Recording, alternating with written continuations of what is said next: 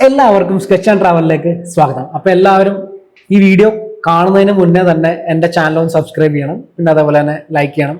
പിന്നെ ഇത് കണ്ടതിന് ശേഷം റിവ്യൂ അതിൻ്റെ ഇടയിൽ കമൻറ്റ് ചെയ്യണം. നിങ്ങളുടെ അഭിപ്രായം എന്താണെന്ന് വെച്ചാൽ ഡയറക്റ്റ്ലി കമൻറ്റ് ചെയ്യണം, അല്ലെങ്കിൽ എന്നെ ടെക്സ്റ്റ് ചെയ്യണം. അപ്പോൾ ബാക്കി നമുക്ക് ടെസ്റ്റ് എന്ന് പറയുന്ന സിനിമയുടെ റിവ്യൂയിലോട്ട് കിടക്കാം.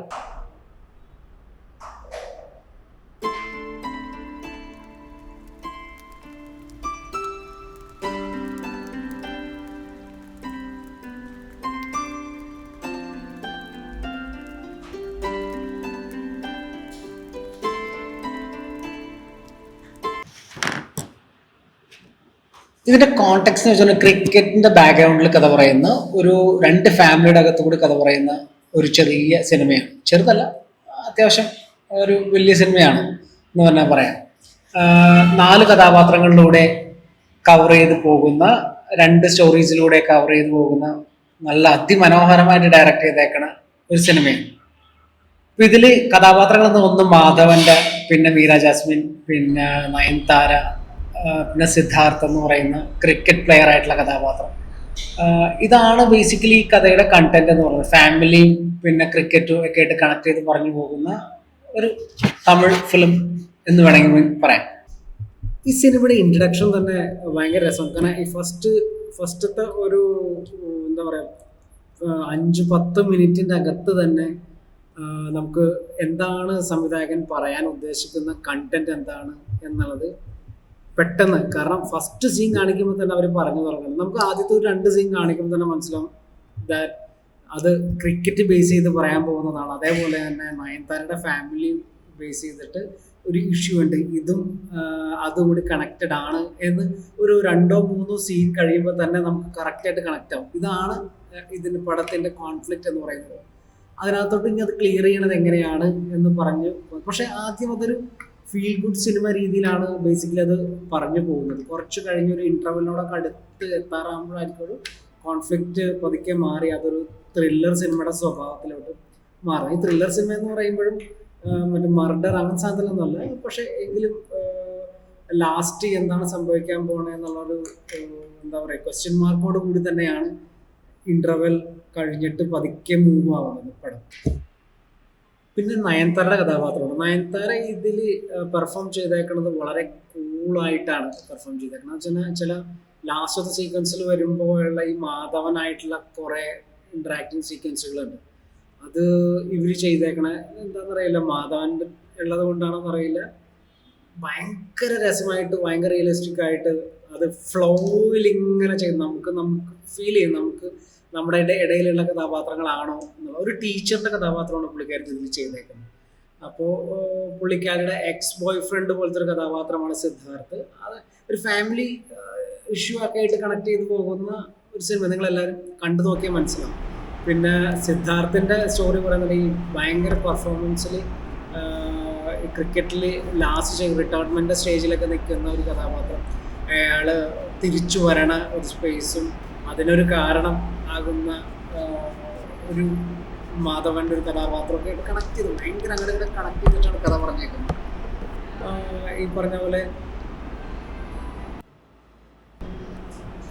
ഈ പടം ഡയറക്റ്റ് ചെയ്തേക്കുന്നത് എസ് ശശികാന്തും, പിന്നെ എന്താ പറയുക സിനിമാറ്റോഗ്രാഫി വിരാജ് സിംഗ് കോഹ്ലി, എഡിറ്റ് ചെയ്തേക്കുന്നത് TS സുരേഷ്, മ്യൂസിക് ചെയ്തേക്കുന്നത് ശക്തി ശ്രീ ഗോപാലനാണ് ഇതിന്റെ മ്യൂസിക് ചെയ്തേക്കുന്നത്. എഴുതി വെച്ചേക്കണേ ഇതൊക്കെ ഒന്ന് വായിക്കാൻ വേണ്ടി.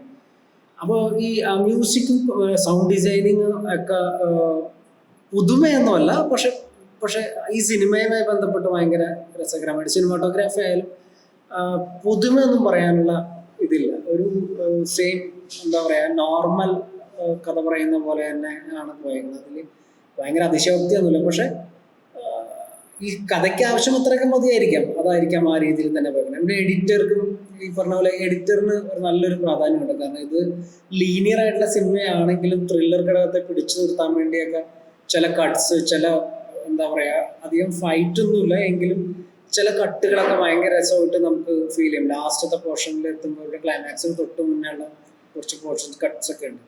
അത് നല്ല രസമായിട്ട് നമുക്ക് നെക്സ്റ്റ് ഫ്ലോയിൽ ഭയങ്കര രസമായിട്ട് ഫീൽ ചെയ്യും. അത് പിന്നെ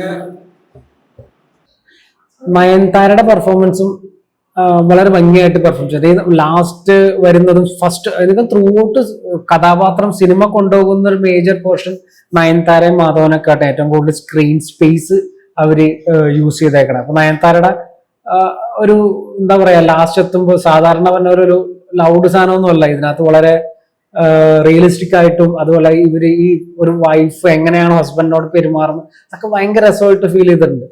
പിന്നെ എനിക്ക് നെഗറ്റീവ് എന്ന് പറയുന്ന ചില സ്ഥലങ്ങളിൽ ലോജിക്ക് വർക്ക് ആവുന്നുണ്ട്. കാരണം ഒരു കഥാപാത്രത്തിനെ മാധവനെ കിഡ്നാപ്പ് ചെയ്തിട്ട് പോണ ഒരു സീനൊക്കെ ഉണ്ട്, വളരെ നോർമൽ. ആ സമയത്ത് ഇവര് നയൻതാര എന്താ റിയാക്ട് ചെയ്യുന്ന രീതിയൊക്കെ ഉണ്ട്, അത് എനിക്ക് എവിടേക്കോ ഒരു ചെറുതായിട്ട് കല്ല് കടിച്ചിരുന്നു.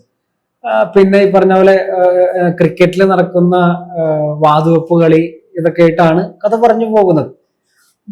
പക്ഷെ അല്ല ചില സ്ഥലങ്ങളിൽ ലോജിക്ക് പ്രശ്നം ഫീൽ ചെയ്യുന്നുണ്ട്. പിന്നെ ഇതിന്റെ ക്ലൈമാക്സ് പോർഷനിലോട്ട് എത്തുമ്പോൾ പെട്ടെന്ന്, കാരണം കഥ അത്രയും വേണ്ട അവര് ഒരു വേറൊരു കഥയും ക്ലൈമാക്സ് കിട്ടിയില്ലല്ലോ, അതുകൊണ്ട് നമുക്ക് പെട്ടെന്ന് എൻഡ് ചെയ്യാം ഇങ്ങനെ അല്ലെങ്കിൽ വില്ലനെ നമുക്ക് തലക്കടിച്ചിട്ട് കഴിഞ്ഞാൽ പിന്നെ കഥ മുന്നോട്ട് കൊണ്ടുപോകണ്ടല്ലോ. അപ്പൊ അതുപോലെ എനിക്ക് ലാസ്റ്റ് ക്ലൈമാക്സ് എത്തിക്കഴിഞ്ഞപ്പോൾ പെട്ടെന്ന് എന്താ പറയാ അങ്ങനെ ഒരു, ഞാൻ പറയുന്നില്ല സ്പോയിലർ ആവും, പെട്ടെന്ന് അങ്ങനെ വരുന്നതായിട്ട് എനിക്ക് ഫീൽ ചെയ്തു. അപ്പോ അത് ബേസിക്കലി അതെനിക്കത് എന്തോ ദഹിച്ചില്ല. പിന്നെ പറയേണ്ടത് അതിനകത്ത് അഭിനയിച്ച ഒരു കുട്ടിയുടെ കഥാപാത്രം ഉണ്ട്, അത് വളരെ രസമായിട്ട് ആ കുട്ടി അഭിനയിച്ചു. എന്ന് വെച്ചാൽ ത്രൂ ഔട്ട് കഥാപാത്രം അല്ലെങ്കിൽ പോലും അഭിനയിക്കുന്ന സ്ഥലങ്ങളിലൊക്കെ സിദ്ധാർത്ഥായിട്ടും മാധവനായിട്ടൊക്കെ ഉള്ള ഇന്ററാക്ഷൻസ് ഭയങ്കര രസമാണ്. പിന്നെ മാധവന്റെ എടുത്തെടുത്ത് പറയണം, മാധവന്റെ സെക്കൻഡ് ഹാഫില് എന്താ പറയാ ആ ഒരു ട്രാൻസ്ഫോർമേഷൻ എടുത്തെടുത്ത് ഞാൻ പറഞ്ഞു. കാരണം നോർമൽ കഥാപാത്രത്തിൽ നിന്ന് ഇയാളുടെ ഭയങ്കര ക്ലോസ് ഷോട്ടുകളൊക്കെ വെച്ചിട്ടുണ്ട് മുഖത്തിന്റെ, അത് മൈന്യൂട്ട് ആയിട്ടുള്ള എക്സ്പ്രഷൻസ് ചേഞ്ച് ബോഡി ലാംഗ്വേജ് ഒക്കെ യൂസ് ചെയ്യുന്ന രീതിയൊക്കെ ഉണ്ട്. വളരെ നമുക്ക് ഭയങ്കരമായിട്ട് എന്താ പറയാ ആ കഥാപാത്രത്തിലോട്ട് നമുക്ക് കണക്ട് ആവും ഭയങ്കരമായിട്ട്. കാരണം ഒരു സയന്റിസ്റ്റിന്റെ കഥാപാത്രമാണ് ഇയാൾ ചെയ്യുന്നത്. അപ്പോൾ അതും ഭയങ്കര രസമായിട്ട് എനിക്ക് ഫീൽ ചെയ്തു. ലാസ്റ്റ് കഥ തീരുന്ന സ്പേസും എനിക്ക് ആ ക്ലൈമാക്സ് എത്തുന്നത് മാത്രമായിട്ടാണ് എനിക്ക് അത്രയും ദഹിക്കാതെ വന്നത്. സിദ്ധാർത്ഥന്റെ ബാക്കി സൗണ്ട് ഡിസൈനിങ് വളരെ മികച്ചതാണ്. പിന്നെ ഒരു പെൺകുട്ടിയാണ് ഇതിന്റെ മ്യൂസിക് കമ്പോസ് ചെയ്തേക്കണത്, എന്താ ശക്തിശ്രീ ഗോപാലൻ എന്ന് പറയുന്ന ഒരു പുള്ളിക്കത്ത് സിംഗർ ആണെന്ന് തോന്നുന്നു. പിന്നെ അത് എഡിറ്റ് ചെയ്തേക്കുന്നത് TS സുരേഷ്. പുള്ളിയും ഒരു ലീനിയർ സ്വഭാവത്തിലാണ് ഈ സിനിമ മൊത്തം പോകുന്നത്. അപ്പോ നോൺ ലീനിയർ അല്ലാത്തത് കൊണ്ട് തന്നെ അന്ന് ത്രില്ലർ സ്വഭാവം പിടിച്ചു നിർത്താൻ വേണം. അപ്പോൾ നല്ല ഗംഭീരമായിട്ട് എഡിറ്റിംഗ് വർക്ക് ചെയ്തിട്ടുണ്ട്. ആ എഡിറ്റിങ്ങിന്റെ ഈ സിനിമ കണ്ട് നമുക്ക് ഇഷ്ടപ്പെട്ടെങ്കിൽ എഡിറ്റിങ്ങിനെ നമുക്ക് പ്രശംസിക്കാതെ വയ്യ, കാരണം അത് ഭയങ്കര രസമായിട്ട് ചെയ്തിട്ടുണ്ട്.